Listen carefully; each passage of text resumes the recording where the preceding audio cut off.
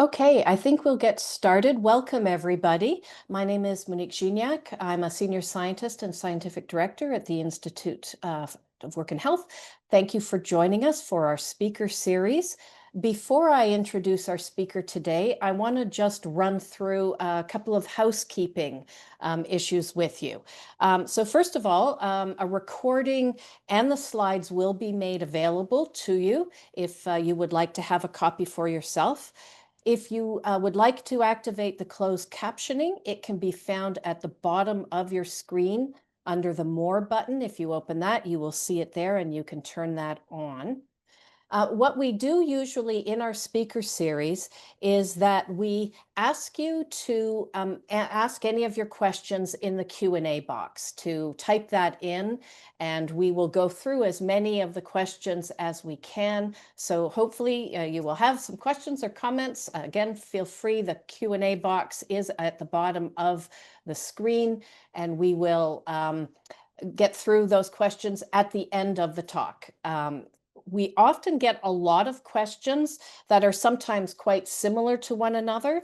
So what I will do is I will try and group some of the questions together. For example, if we get some questions about the methods or some other aspect of the study and ask them together. If I don't get a chance to get to your question, please feel free to reach out to Avi directly and he can answer your question. His email will be up on the last slide, and we'll keep it up for a while so that you can get that written down. Let's begin, and I'm delighted to welcome Dr. Aviroop Biswas as our speaker today. He's a scientist at the Institute for Work and Health. He's also an assistant professor in epidemiology at the University of Toronto's Dalla Lana School of Public Health. Avi's research aspires to improve the sustainability of employment and the prevention of future work injury and chronic disease by informing health promotion activities related to healthy physical activity and worker well-being. Some of his recent research projects include examining how different workers' daily activity profiles are associated with their risk of chronic disease, understanding how workplace well-being champions can support engagement and participation among their colleagues, and exploring how different work arrangements, including telework, shape work-life balance and well-being. And today he's going to talk to us about engaging employees in wellness, insights from workplace champions. Welcome, Avi, over to you. Thank you very much, Monique, and thank you all for joining me today. I'm really looking forward to sharing these findings from a study we've been working on for the last few years, and it's really an opportunity for me now to, we've now started to finalize our work. The study is now under peer review in a journal, and so you're all hearing now the finalized findings from me for the first time. So welcome, and I hope you take something from this work. First, I'd like to acknowledge our team and others who helped us in the study. So I'd like to acknowledge the team and our funder, the Social Sciences and Humanities Research Council of Canada, and most importantly, all those who volunteered their time to support our work, which includes an advisory committee of stakeholders who provided their feedback throughout the project, and of course, all our study participants. And so it's in the title, and I think it's important to highlight why focus on workplace wellness. And so it can also be known to you as workplace well-being, as workplace health promotion. So there's different ways of naming these things. And the reason we focus on them first is that we recognize that the workplace is a key setting for supporting people's health and wellness. After all, it's where we spend most of our day, a third of our day at work. And so it makes sense that our behaviors, our experiences at work can easily carry over and influence our health, our lives outside of work, and our overall health. And so when we talk about workplace wellness programs, we take a proactive approach to worker health. And so these programs are designed to help employees live healthier, more balanced lives, and can touch on a wide range of health topics. For example, these programs can include encouraging active living and healthy eating, offering smoking cessation support, promoting work-life balance and reducing stress, and providing access to mental health resources. And these initiatives can be supported through the workplace environment, organizational culture that's supportive, and practices and policies in the organization as well.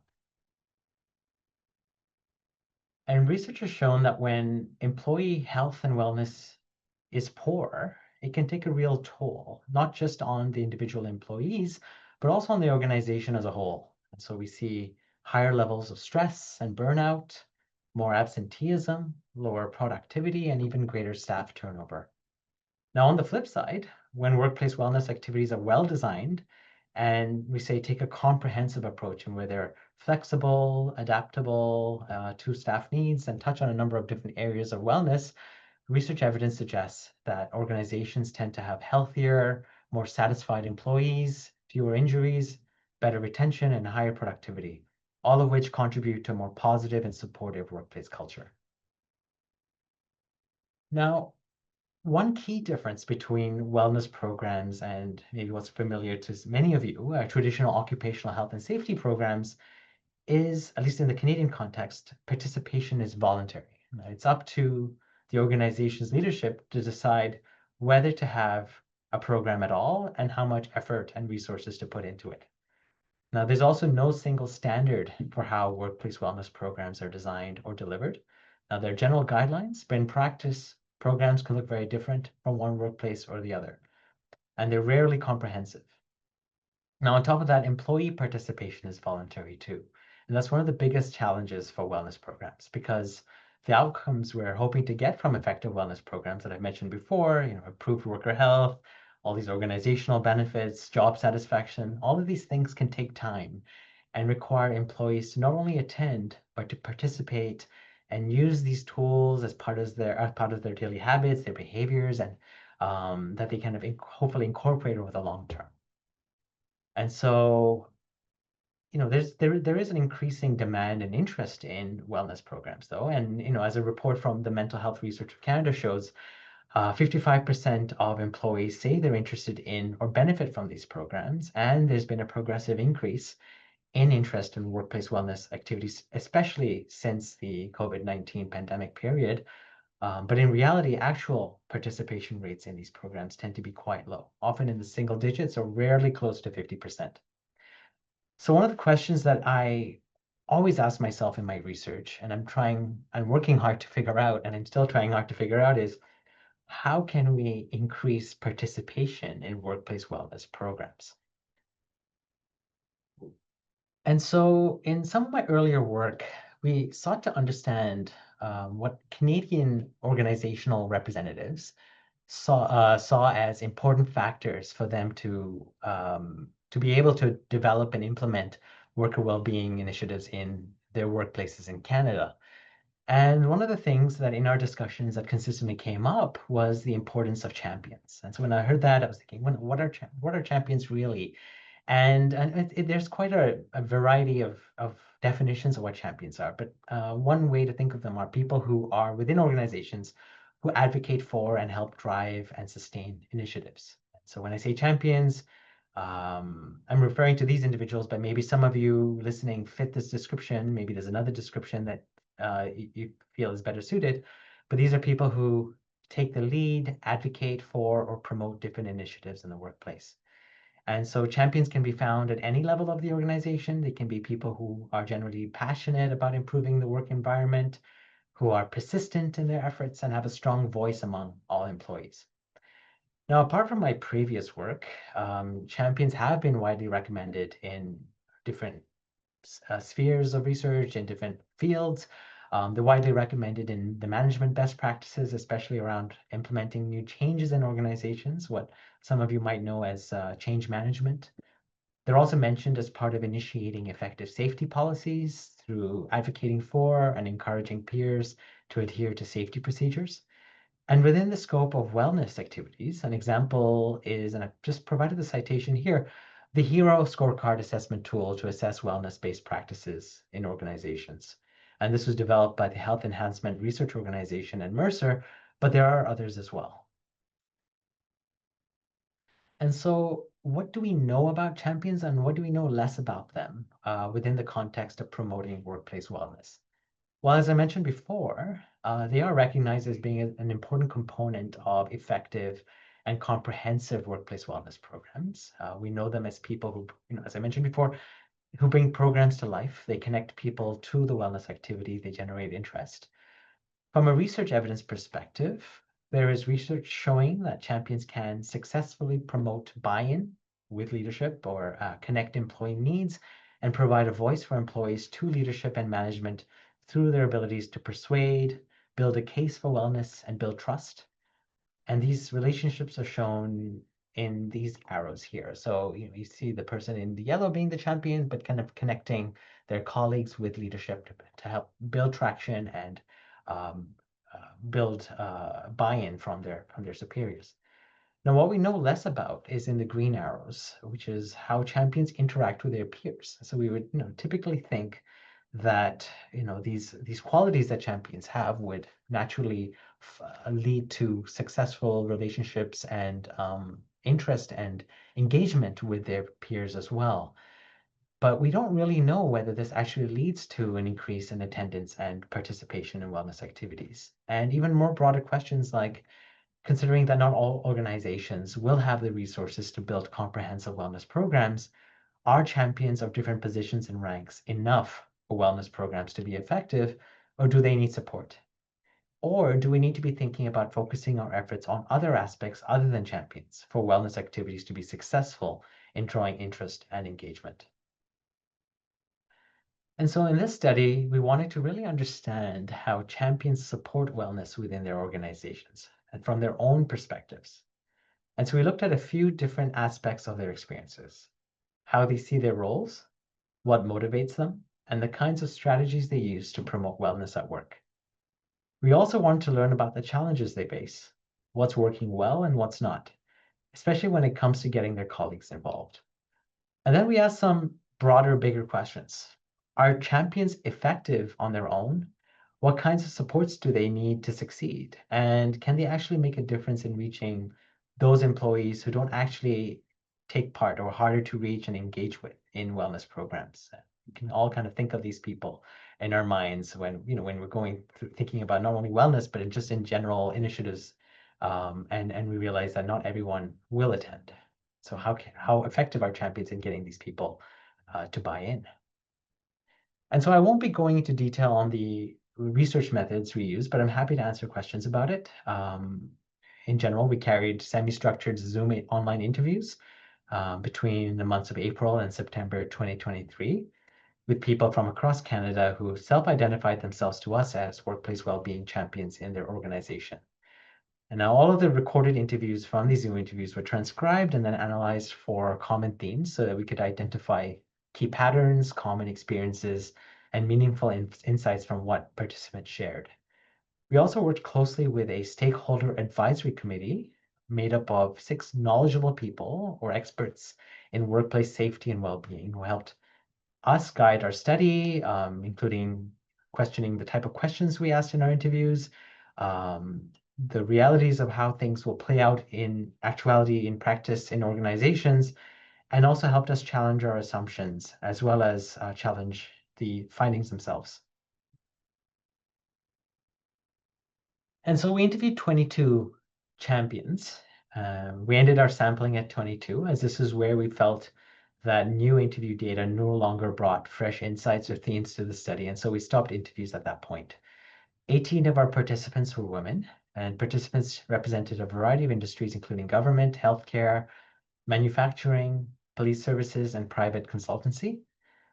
Most champions were employed in mid or large-sized organizations and had a variety of titles, some specifically including a version of wellness or well-being in the title, or were doing this work alongside their main job duties in another role off the side of their desk. And so what did we find? Well, we identified 4 main themes from our interviews. The first was champion motivation, role, and sustainability, which was around focusing on who champions are, what drives them, and how they keep their efforts going. Second broad theme was around recognition, credibility, and organizational support. And this was on topics related to about how champions are viewed by others, and the level of backing they get from their organizations. The third theme was on organizational structures and competing priorities, highlighting how workplace systems and demands can either help or hinder a champion's efforts. And the last theme was promoting and maintaining engagement among colleagues. We wanted to explore, as I mentioned before, how champions encourage participation and how they keep people involved in wellness initiatives. And so for the first theme, champion motivation, role, and sustainability, we found that most champions were motivated by their own personal experiences and values, which strongly influenced their commitment to promoting wellness at work.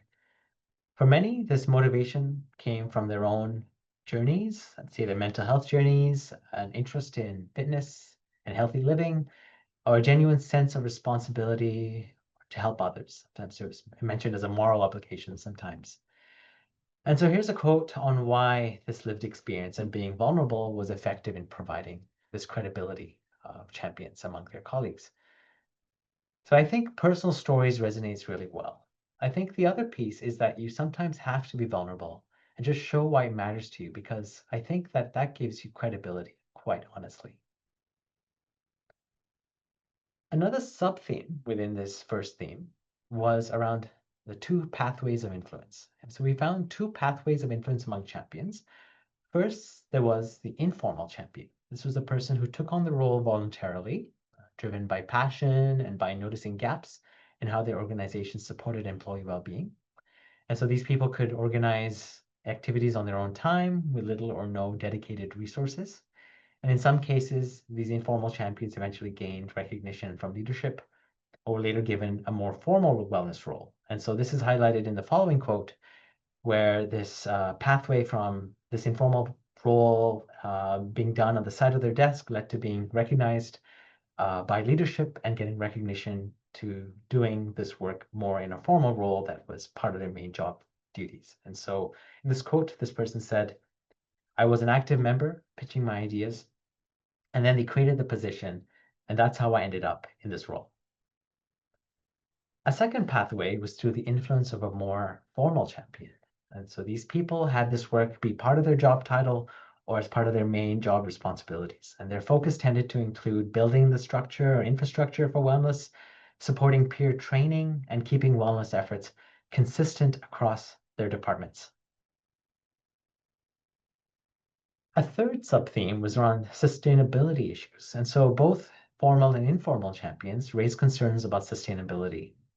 Many worried that the success of wellness programs depended too heavily on them as individuals, and that the program might lose momentum if they experienced burnout or moved on from their roles. Now, this concern was especially highlighted for the informal champions we interviewed who volunteered their time. And so without official recognition or dedicated resources, it was hard for them to sustain their efforts long term, and some expressed a desire for their roles to be formally acknowledged so that they could devote more capacity to well-being initiatives without overextending themselves. And so the following quote from a participant emphasizes the strain this work placed on their work-life balance. "Some of us are spending upwards of 7 or 8 hours over the course of a week doing this work." And here's another quote, now focusing a bit more on burnout. "Everyone I know in this field, pretty much it seems, there's a certain time when they burn out because they're so passionate about what they do and their heart is in the right place." The second theme was around recognition, credibility, and organizational support. We heard that even with a formal title, some champions' efforts weren't always seen as real work. One formal champion recalled advocating for wellness activities to be included in their performance evaluation, only to be met with skepticism. So this person said, some people would be like, "Oh, that's great that you do this stuff." Others were like, "That's not really work. That should be on your volunteer time or your lunch hour." And so having a champion recognized for their work was spoken about to us as both important for a champion to be valued in their organization and in their ability to get their colleagues to be on side with their work and to get workplace wellness to be taken seriously. And We also found that trust can build influence. So some champions felt recognized and valued by their organization, and that varied a lot. Some formal champions felt that having an official role made them more credible and approachable sources for wellness information.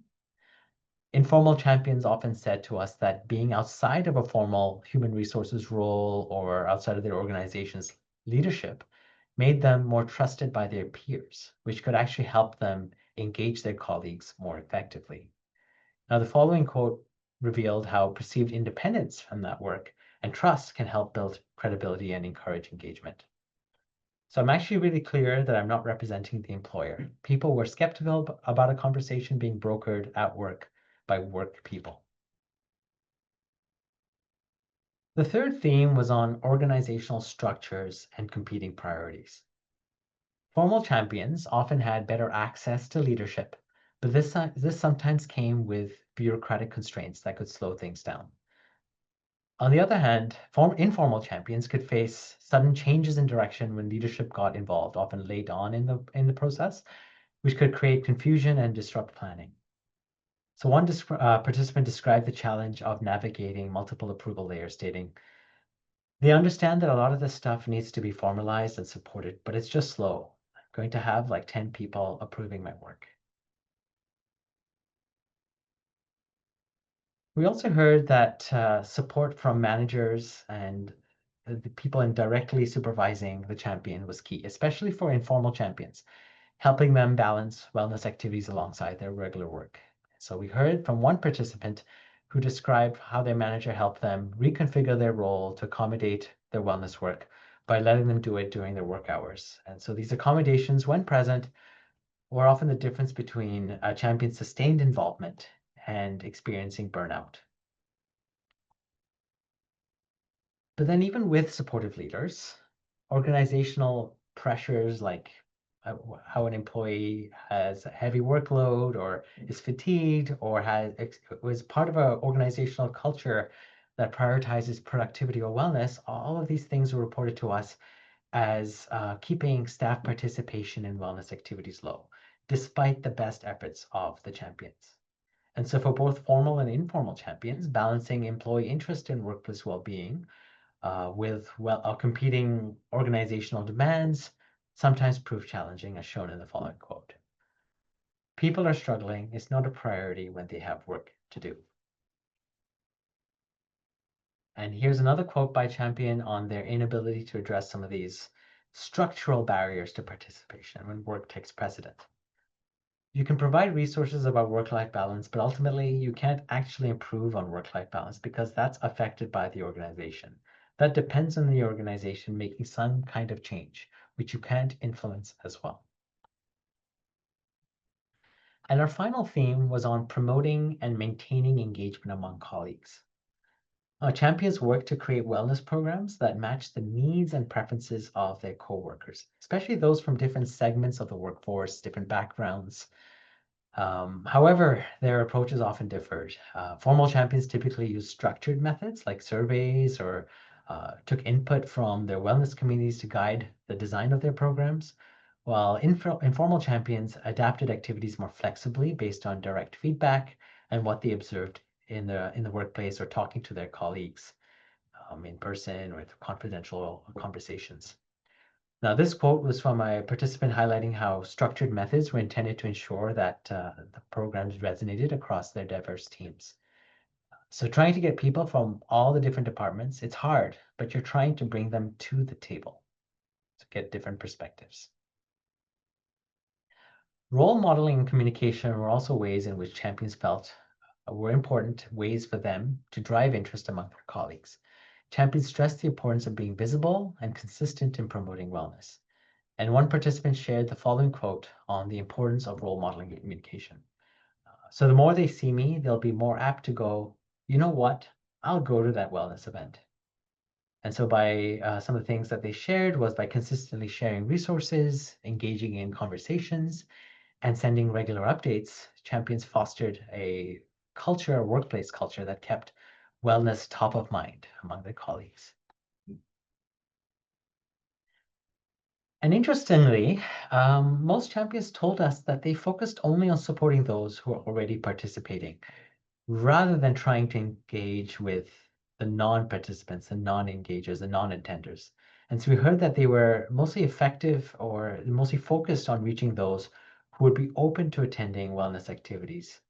But we heard very little about how to reach the less engaged and the non-attendees. And so this was expressed in the following quote when I had asked them in an interview what they felt about reaching those who are not engaged. And so they said, we haven't really explored in a formal way why people don't attend. It might be worthwhile including that. And so this goes against what we originally thought we would find, which was that these interpersonal relationships between champions and their colleagues might sway some of those who would not attend a wellness program and get them to attend. And so this suggests that maybe champions are better at keeping certain people engaged. And so these could be people who are more positive about attending, or even those who are sitting on the fence, but maybe, and maybe thinking about attending one day, but not as successful, not maybe focusing on those who are hardest to engage and who may require other approaches. Finally, the shift to remote work during COVID-19 highlighted in some of our conversations the importance of social connection. This wasn't consistent across the board, but in general, we found that champions found that activities that offered face-to-face interaction, especially when some of these interviews overlapped with the return to work for some of these employees, these had higher attendance because they felt that this helped counter the social isolation that many employees were feeling from working from home, especially during the COVID-19 pandemic period. So that is highlighted in this quote. If you see someone that's leaving their desk to join some initiative, you're more likely to do it. And so with these findings, there are some important limitations and caveats with this work, and I'm hoping I can address them in future research work as well. First, we focused on specific perspectives of champions themselves in order to understand their experiences supporting workplace wellness and engaging in the participation of their colleagues. That said, it would be helpful in future work to also understand the views of others who are involved in the workplace wellness implementation process, though there are other studies that have done this. And so that's probably why it wasn't a focus for us, but we are exploring those. We plan to explore those questions in future work. So this can include employer perspectives and leadership perspectives, the roles of middle managers, as well as external providers of wellness, such as those who lead employee assistance programs, EAPs. We also, and because it wasn't a main focus of what we heard from interviews, I think it's important to continue to understand ways in which we can boost participation.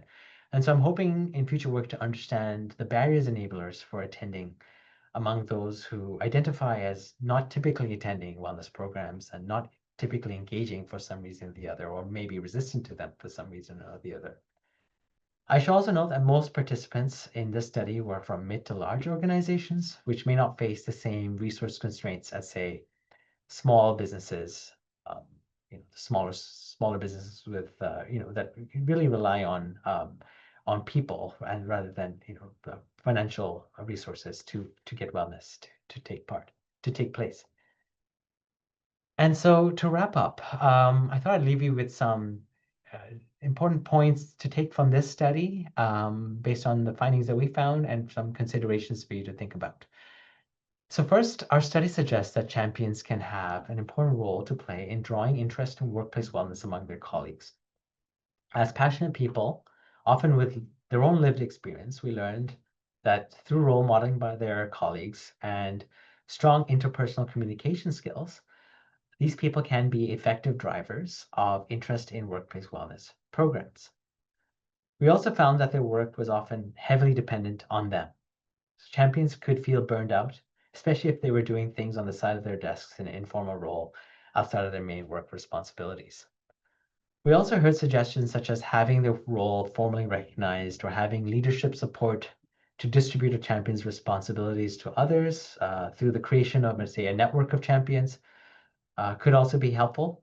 And it was also mentioned that developing succession plans was also important so as to not depend on any individual. Now, having a champion recognized for their work was also spoken about as helping champions gain credibility from their colleagues and have them take workplace wellness seriously. And we also heard that middle managers or superiors of the champions can support burnout by reconfiguring job duties, offering flexibility, and making time available for champions to do this work and to be evaluated for their work in their job performance reviews. We also heard that giving champions more control over their wellness activities may be effective instead of going through a bureaucratic process that could slow things down. So putting champions front and center in their work could allow them to connect better with their colleagues, with the trust that comes from knowing that you are working for their interests and not necessarily for the employers. And we also heard things like tailoring activities to match staff needs and preferences, and in-person programs instead of virtual could draw interest from employees of different backgrounds and departments. However, we also found that most of the advice we heard from champions seemed to be centered around those already engaged employees who are already positive about attending a wellness program to begin with, or maybe sitting on the fence. But we rarely heard much of a focus on getting those who weren't attending at all, maybe those who are hesitant to attend or are resistant to attending. And so this is something I'd like to explore further in future work. Finally, we heard that champions may not be effective on their own, despite their best efforts in drawing interest in workplace wellness activities. And we learned from many participants that there was a feeling that there wasn't much they could do if their colleagues prioritized their work. And instead, a champion may have value in promoting workplace wellness alongside supportive policies and practices that make it possible for employees or for champions to dedicate time and to prioritize their own health and wellness. And so I know that's quite a lot, and I hope I can answer some of your questions during the Q&A, but by all means, feel free to reach out to me via email. As I said, this work is currently under peer review, and as IWH typically does, there will be a lay summary of this work in our traditional outlets on our website, and if you subscribe to our newsletter. So thank you very much, and looking forward to your questions. Thank you very much, Avi. A terrific presentation. Lots of insights into the role of champions. So we will now open it up for your questions and comments. If you do have a question, I hope you will ask. We have a Q&A box. If you could type your question in, I will read it to Avi. And we do have a couple of questions already. So probably, hopefully, we'll get more as we start going through them. So just to begin, Avi, you noted at the outset of your presentation that you had 18 female interviewees and 4 male interviewees. Can you talk about what some of the reasons might be behind that? Is it the nature of studies, the nature of this work? Do you have a sense of what's going on there? And does that bring some limitations to the study? And do you have any thoughts about what that might look like or what those might be? Yeah, it was an interesting, I guess, finding. It just happened to be the way it is. We didn't explore that further as to why there were more females in the sample. I mean, there could be a range of different reasons. One, it could be, one way we sampled was we asked folks to recommend people, and when you recommend and I speak to somebody, they recommend somebody, and it could have just been happenstance and just plain luck. I mean, if I was to just draw upon some other evidence, and kind of draw upon parallel fields which draw upon compassion and engaging with people. I mean, there's a greater representation of females and women in the healthcare sector, typically in fields that deal with working with people, say social work and it's even teaching. And so these are kind of parallel to the type of activities you would engage with people in a workplace wellness capacity. So if I was to guess, maybe it's just a natural, I don't know, like there just happens to be an overrepresentation of women in workplace wellness. I, Oh, I think it would be an interesting thing to explore, and maybe some of the reasoning. Yeah, did you have any yeah. more male representation in some sectors, or were the men who were part of the study kind of across a number of sectors?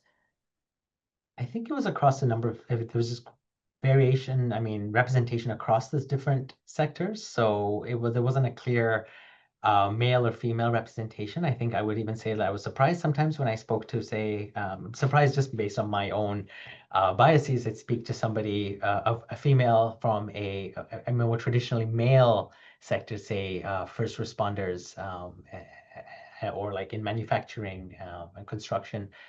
And so I didn't see any kind of standout representation Okay. there. All right. Thank you. Something to look into again in the future.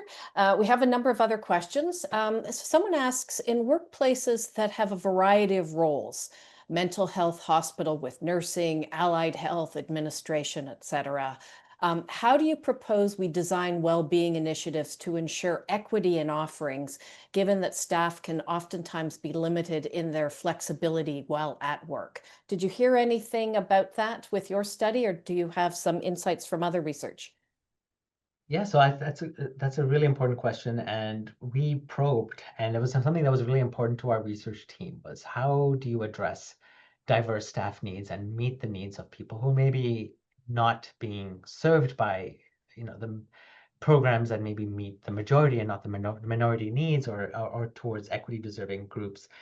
And something I heard one was that you try to solicit feedback, try to get a sense of what the needs are among your employees. And so what Champions did successfully was they conducted needs assessments, surveys, not just at the beginning, but throughout or at the end of a program, and then they adapted their programs to meet needs. So they felt that, they provided a mental health program initially, but then they did a needs assessment and found, well, no, folks are looking for a more specific type of mental health program, not just something broad, but something tailored to what they're experiencing on the job.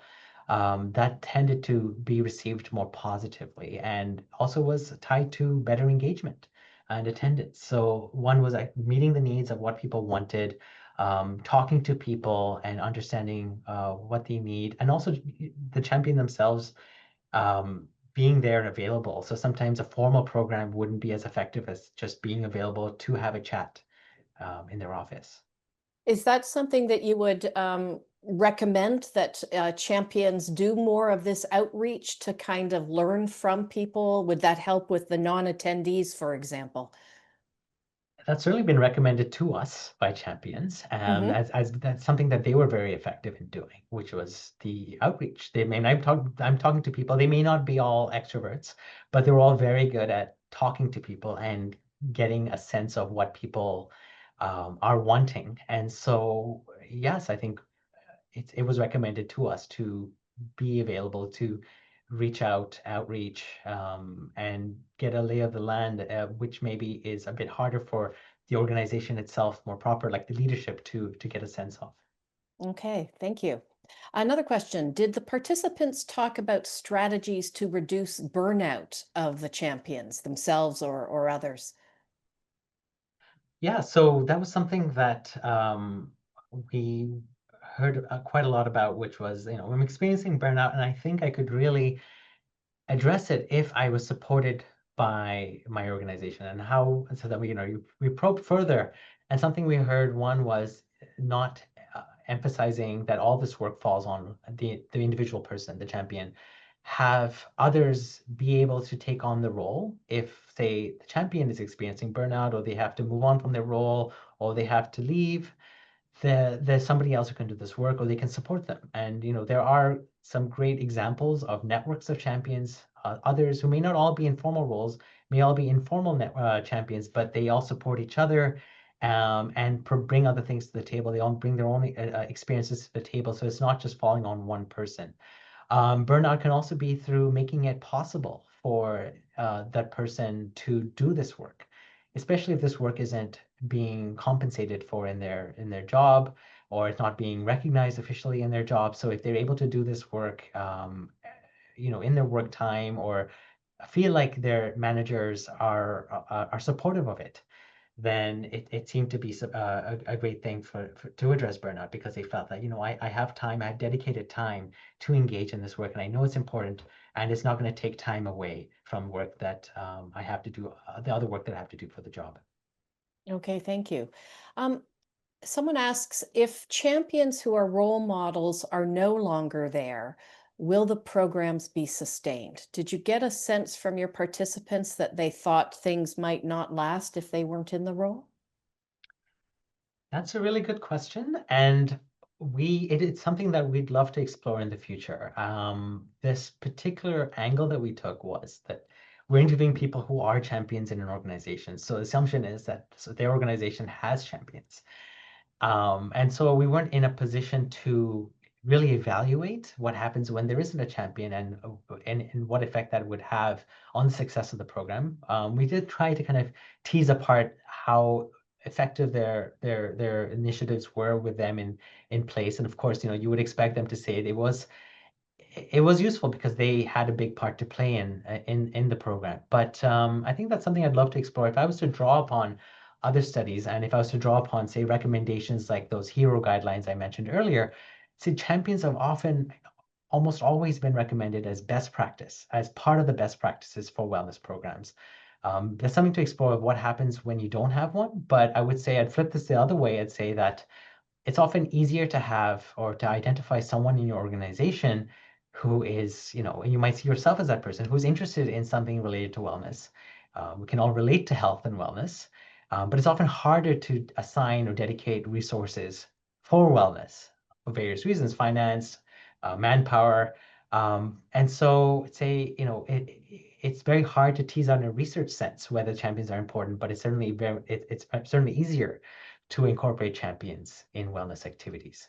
Okay, we have a lot of questions, so I'm going to keep going. Thank you. Did you see any distinct differences between comments from champions in the emergency services, like police, versus other industries? Yeah, so something I heard from police services, first responders, emergency services was, I mean, it's really hard to tease out distinct differences because I'm hearing similar things across industries. But something I did hear was the focus on mental health and the focus among employees on a need for addressing uh, wellness on the job versus general wellness. So just and you can probably understand why. I mean, these jobs are quite stressful, and the mental wellness is very much top of mind. And so there was also a big focus on the organization and among the champion in addressing these things. So I found that the supports were there often by the organization, by the culture, trying to address this clear need among their employees. Okay, thank you. Another question, someone is commenting about the skepticism that you noted among staff for wellness programs that are sometimes initiated by the leadership or employers. And notes that they can see the value of having leadership buy-in to staff-initiated wellness supports. And so their question is, how can the employer support these programs enough to make them viable, but not too much to diminish trust? Yeah, that's a great question, and it was something I heard of, and I didn't emphasize in this study because it wasn't one of the main focuses, but it's something that I think lends very naturally to other study findings as well. And so, I mean, the most direct answer is that having leadership buy-in, I mean, the champion can get leadership buy-in by, convincing them of the value of the work. And then in that case, by having buy-in, people feel like, if leadership is on board, we'll be on board because leadership calls the shots.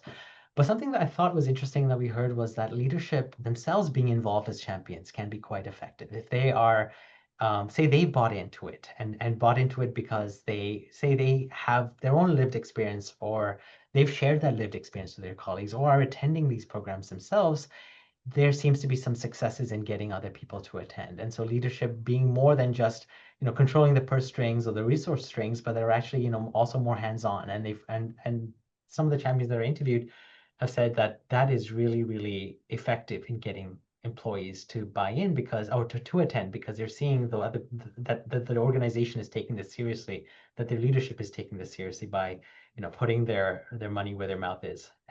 That's the right saying.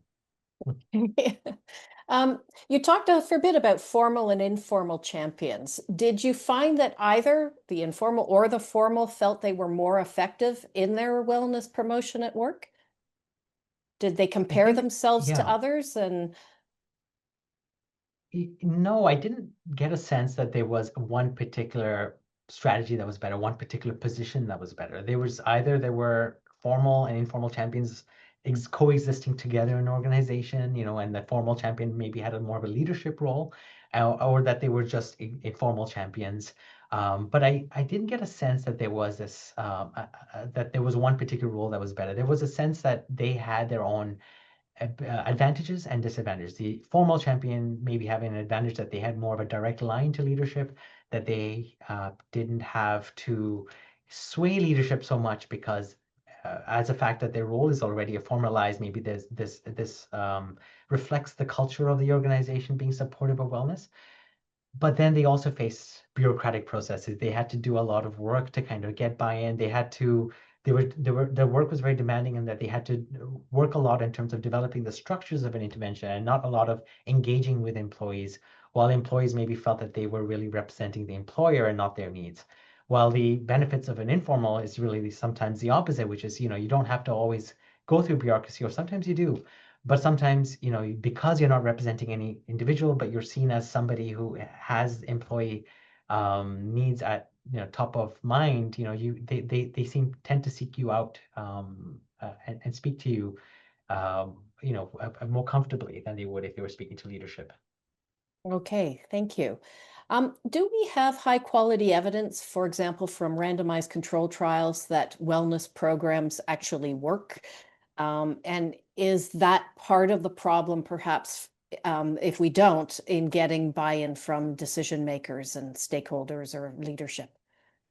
I love that question because it's also back to the skepticism. I mean, do we have the evidence? And the $1 million question, do they work? Is the answer is it's complicated. It's complicated because, well, this person who asked the question specifically mentioned randomized control trials. And the benefit of randomized control trial is that you can look at the cause and effect, whether a trial, an intervention leads to an effect more clearly than if you had a lot of different factors that you couldn't control through randomization.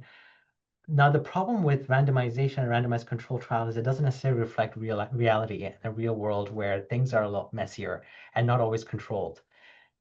The other issue is that randomized control trials and studies, and the studies that are often reporting whether a wellness activity is successful or not, are often evaluated over a short period of time.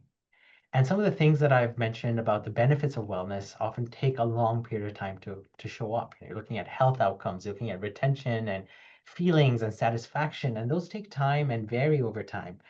And I can say that the strongest evidence in support of wellness seem to have, and they're often among vanguard employers who are, at the cusp of, really promoting these things. But when you're looking at these organizations and you follow them and evaluated them over a long period of time, and I mentioned earlier, comprehensive and wellness activities that have a lot of different moving parts that address the needs of different employees, these seem to be more effective than so-called, than studies that are a bit more focused on evaluating a particular aspect of wellness over a shorter period of time. So I'd say that the evidence is mixed, but the evidence that shows the strongest associations tend to be among those that have evaluated wellness over long periods of time, um, Okay. and don't focus on controlled interventions. Okay, thank you. Um, Someone writes, I would be considered a formal champion, and I work at the corporate level at a very large organization with locations across Canada and the US. Although we have a lot of great programs and policies, I'm often asked to engage with informal champions across the company. Do you have any advice on how to manage such a broad program? I would be the only formal champion in the group. Did you get this mix? I think, yeah, so we did get the mix of like there being informal and formal champions in organizations. In terms of recommendations, what to tell you, there can be a number of different things you can take from this work. I think one is that um, your roles and responsibilities might be similar to an informal champion, and then you want to think about what benefits you as a formal champion provide, and maybe that is structural and programmatic and designing the program, and maybe then it lends naturally to the informal champion, engaging in more of those it's not something a formal champion could do as well, but maybe the informal champion being maybe a bit more disconnected from, say, representing the employer, maybe at a better position to understand employee needs as well. And so I'd say there's a lot of, complementarity between a formal champion's role with an informal champion's role. So I would start to think about maybe using those to your advantage. And if you go through my slides again, you might see that some of those recommendations might fit for your particular scenario. Okay, thanks, Avi. We do have a number of questions. I may not get to everyone's questions. I apologize. Do feel free to reach out to Avi directly if I don't, but let's keep going.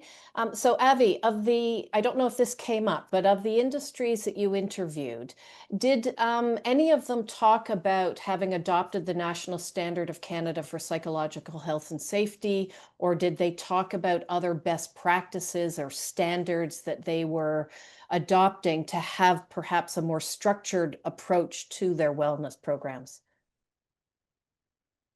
Certainly heard, I mean, something that I heard was that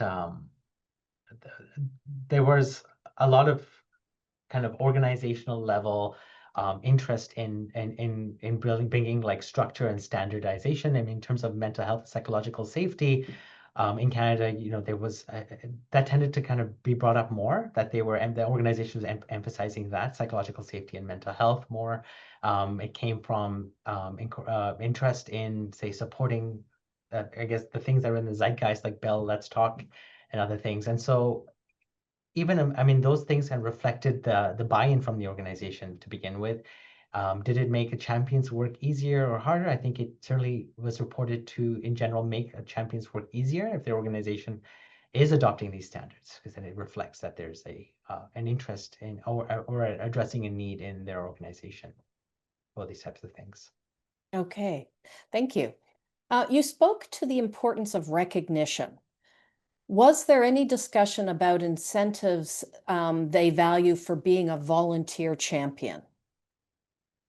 Yeah, so incentives, I think it wasn't something that I can recall as being quite prominent in their interviews. I'm trying to just recall things that I heard, but I mean, the incentives of being an informal champion, I think, to a lot of people is that it was meaningful.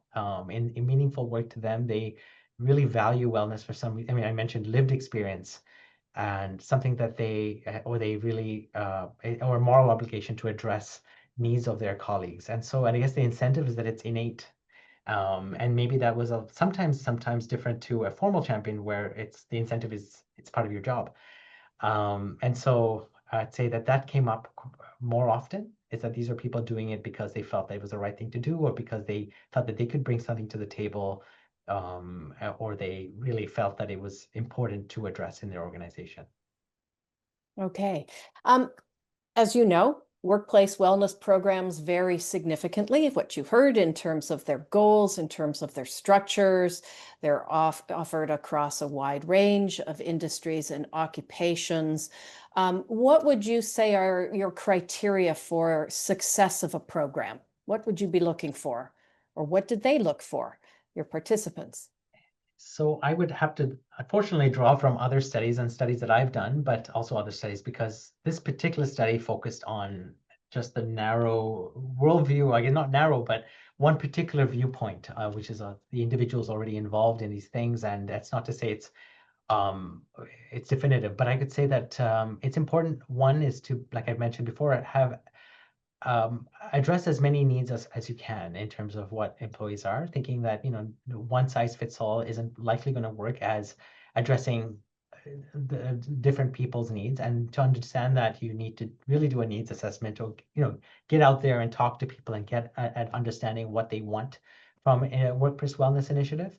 Of course, get buy-in, get leadership involved, get them to be part of the program, so that helps build interest and engagement. And then as you're leading the initiative, evaluate, measure, understand what's successful, what's not, and then fine tune your program, adjust and adapt. And the idea is that this is a continuous improvement and process that isn't just going to be stagnant and static, but you really have to adapt it and improve it as you see fit, depending on not just what is working and not working, but also evolving staff or employee needs. It may be at one point they're thinking about their physical health, but then over time, mental health is really important, or other types of things. Financial literacy is important, and so we really have to think about this continuous process of improvement over time. Okay, and just looking at the time, maybe we'll see if we can get one or two more questions in. Did anyone mention specific organizations or wellness models that they were striving to mimic? Who's doing this well and feeling successful that others can turn to learn from? Yeah. I have to say I anonymized in a lot of my interviews the specific names of organizations as good ethical practice. Um, I'd say I can actually maybe take this in a different way. I think what I found was that champions were really great at finding resources, first of all. And sometimes these were internal, but oftentimes what I found was they were not just seek a particular group of people, but that they themselves were sought out as people to find out who could be a great speaker for them, finding not just an academic speaker, but finding another champion who had a positive experience with wellness would speak in their organization about a particular topic, have other employees talk about a particular topic. So I guess I'm not really answering a question, because I'm not saying that there's a particular way to do things, but rather seek out your champion, and the champion himself sometimes will know or have qualities and skills that they are, I mean, them being so immersed in a particular topic or being very interested in something, they will often be the right people to help point you to the right resources if you're thinking about wellness initiatives in your organization. Can the hero scorecard that you mentioned be used by a Canadian organization? I don't see why not. I name dropped it because it's quite popular. And I've shared also my own study and my own work to say that I think a lot of the evidence base around wellness and initiating wellness in organizations, or understanding what is the right kind of the right things you should have, or really in other contexts, often in the States or in Scandinavian countries, but we don't have so many in Canada. And so I think Mhm. there's a gap there. I think I certainly am going to plug my own work that we shared in the Q&A. But that's because that's focused specifically on Canadian organizations.